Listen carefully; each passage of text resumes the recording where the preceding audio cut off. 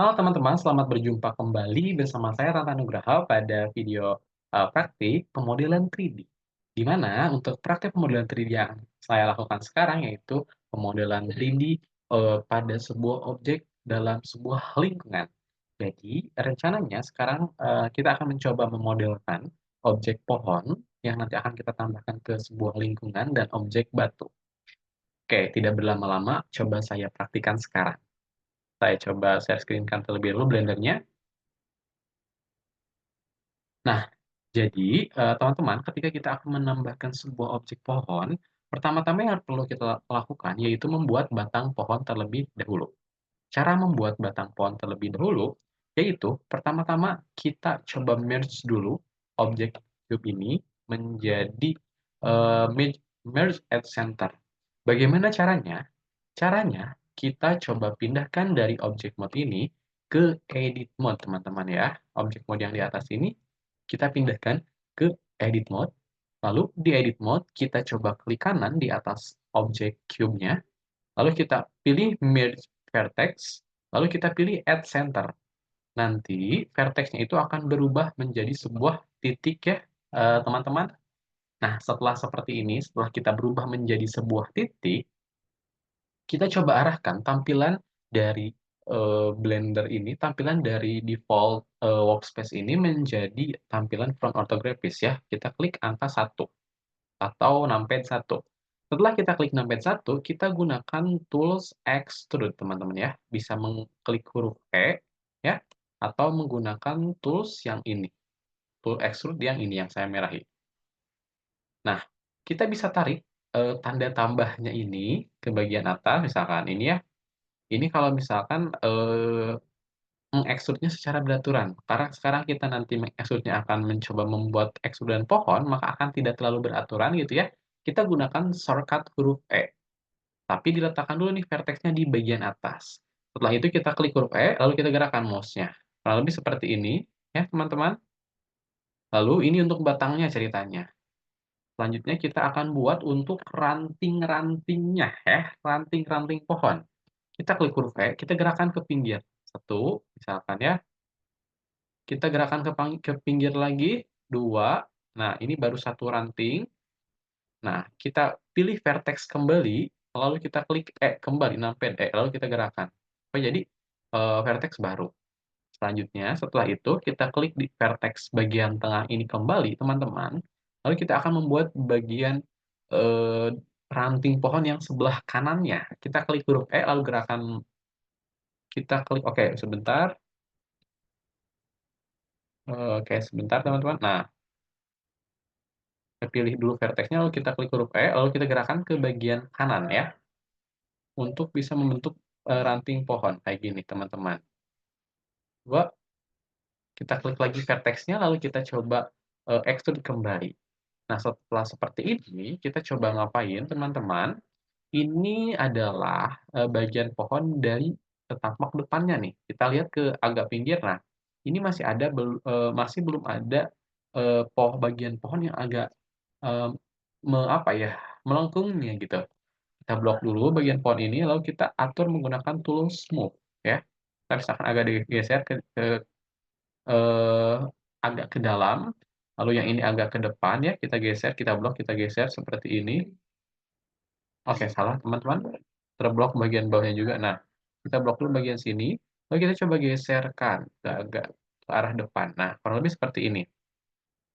Setelah seperti ini, kita bisa coba tambahkan kembali ranting di bagian bawahnya ya. Kita klik vertex-nya, ya, vertex yang bagian bawah ini, lalu kita coba extrude atau klik numpad E lagi. Bentar. Nah, kita klik numpad E kembali. Nah, kayak gini. Satu, oke. Numpad E lagi, 2.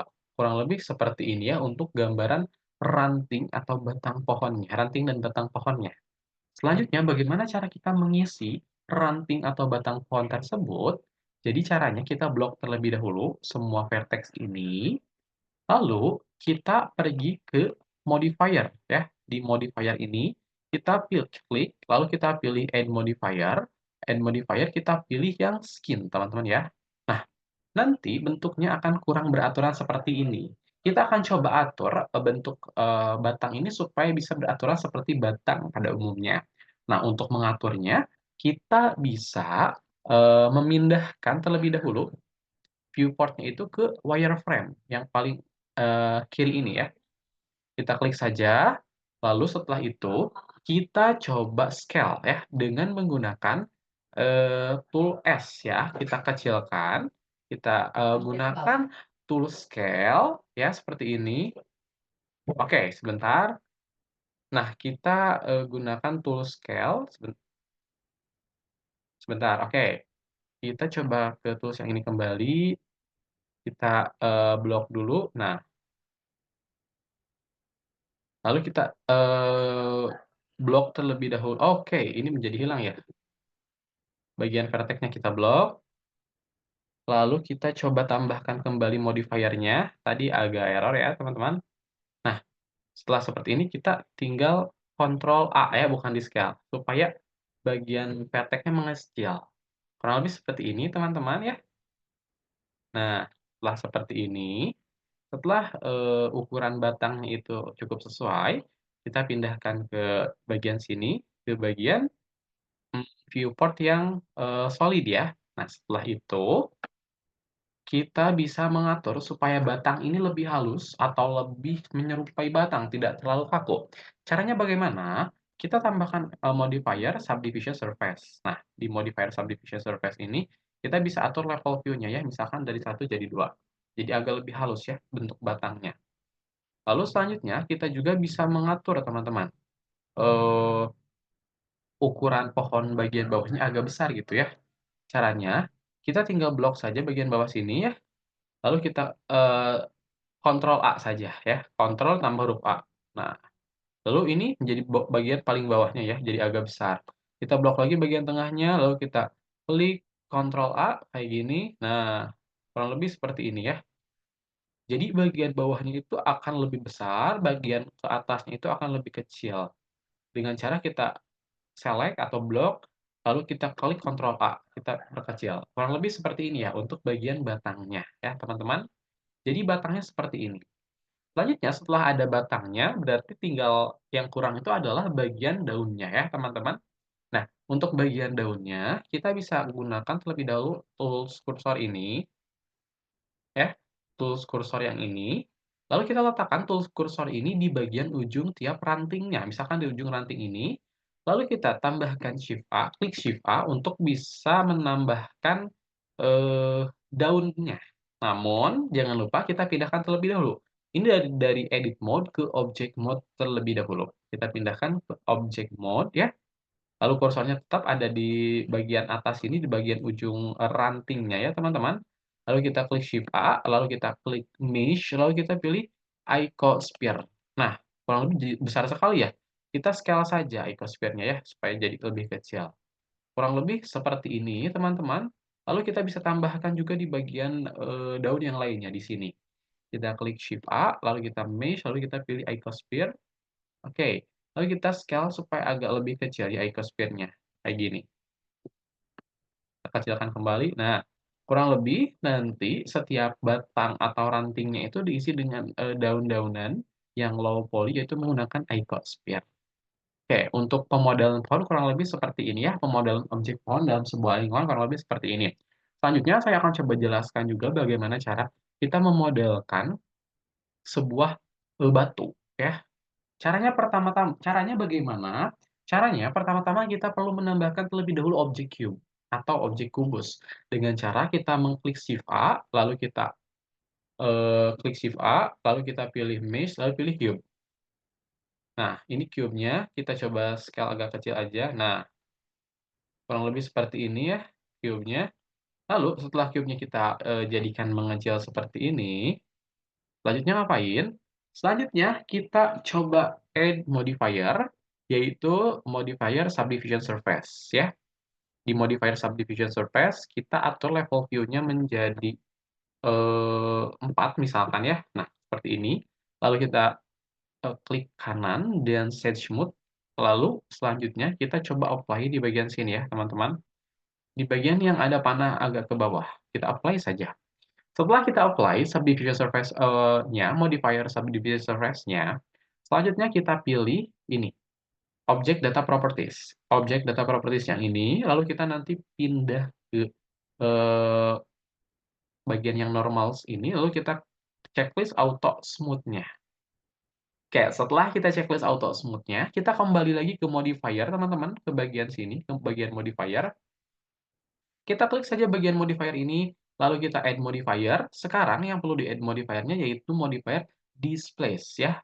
Di displace ini kita coba, klik new ya, di modifier displace ini kita klik new teman-teman, kita klik new. Nah, setelah kita klik new, kita coba pindah ke ini, yang bagian bawah, texture properties. Kita pilih, lalu selanjutnya kita pilih tipenya, type-nya ya. Dari image or movie pindah ke Voronoi. Kurang lebih seperti ini, teman-teman. Lalu untuk bagaimana cara kita membuat bentuk ini menjadi agak seperti batu, kita atur di bagian intensity, ya yang ini, dan bagian size. Pertama-tama kita atur terlebih dahulu bagian intensity-nya. Caranya bagaimana? Kita bisa pergunakan bagian ujung ini, kita klik kontrol, kita scroll ke atas atau ke bawah ya, kayak gini.